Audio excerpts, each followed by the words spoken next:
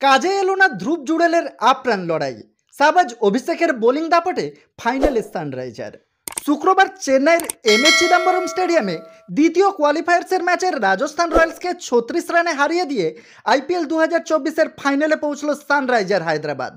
শুক্রবার টসে জিতে হায়দ্রাবাদকে প্রথমে ব্যাট করার জন্য আমন্ত্রণ জানান রাজস্থান রয়্যালসের অধিনায়ক সঞ্জু স্যামসন। 20 ওভার শেষে হায়দ্রাবাদ 9 উইকেট হারিয়ে স্কোরবোর্ডে সম্মানজনক 175 রান তুলতে সমর্থ হয়।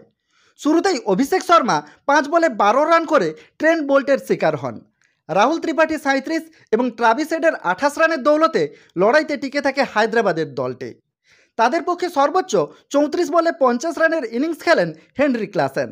কিন্তু লোয়ার অর্ডারে ব্যাটিং ব্যর্থতার কারণে হায়দ্রাবাদের ইনিংস থমকে যায়। শেষ পর্যন্ত আব্দুল সামাদের 18 বলে 18 রানের ইনিংসে ভর করে হায়দ্রাবাদ স্কোরবোর্ডে ডিফেন্ডেবল টার্গেট তুলতে সমর্থ হয়। রাজস্থান রয়্যালসের পক্ষে ট্রেন্ট বোল্ট ও আবেশ খান 3টি করে উইকেট নেন। সন্দীপ শর্মা 2টো উইকেট পান। জবাবে ব্যাট করতে নেমে মারমুখী মেজাজেই ইনিংসের শুরুটা করেন রাজস্থানের ওপেনারেরা। 16 বলে 10 রান করে টম কোহেলার ক্যাডমোর প্যাট কামিন্সের শিকার হলেও যশস্বী জয়সওয়াল 21 বলে 42 রানের মারমুখী ইনিংস খেলেন। তার ইনিংসে ভর করে পাওয়ার প্লেতেই 60 রানের গন্ডি পেরিয়ে যায় রাজস্থানের ইনিংস। তবে স্পিন জুটিতে অভিষেক শর্মা ও শাহবাজ আহমেদের অন্তর্ভুক্তি ম্যাচের মোড় ঘুরিয়ে দেয়। এই দুজনের বোলিংয়ের কোনো জবাবই ছিল না রাজস্থানের ব্যাটারদের কাছে। তাসের ঘরের মতোই ভেঙে পড়ে রাজস্থানের ইনিংস। ধ্রুব জুড়েল ব্যাট হাতে কিছুটা প্রতিরোধ গড়ে তুললেও কেউ তাকে সঙ্গ দিতে পারেনি। শেষ পর্যন্ত 20 ওভারে 137 রানে শেষ হয়ে যায় হায়দ্রাবাদের ইনিংস।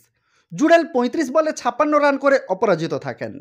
শেষ পর্যন্ত 36 রানে ম্যাচ জিতে ফাইনালে পৌঁছে যায় সানরাইজার হায়দ্রাবাদ। হায়দ্রাবাদের পক্ষে শাহবাজ আহমেদ 3টি ও অভিষেক শর্মা 2টো উইকেট পান। 1টি করে উইকেট পান প্যাট কামিন্স ও টি নটরাজন। রবিবার সানরাইজার হায়দ্রাবাদ এই একই ভেন্যুতে আইপিএল 2024-এর ফাইনালে নাইটদের মুখোমুখি হতে চলেছে।